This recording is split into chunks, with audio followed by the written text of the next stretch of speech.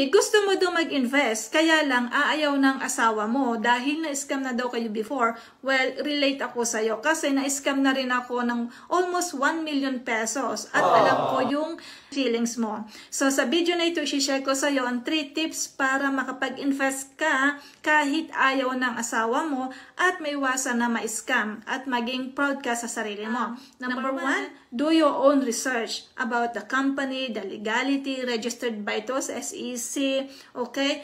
I-check mo yung kanilang legit website, legit YouTube channel, and other social media platforms. And of course, number 2, ask a person na nagpakita sa iyo ng opportunity. Ask them proof or testimonies na talaga natulungan ng opportunity na pinapakita sa iyo. Number 3, once na legit naman and everything is okay, time to join na. Patunayan mo sa iyong asawa na mali siya at syempre ay mag-take action ka para makuha mo na kagad yung goal na gusto mo at ma-share mo ito sa iyong asawa. Malay mo, mag-join din siya sa iyo. O di bongga, dalawa na kayo doon sa opportunity, meron ka.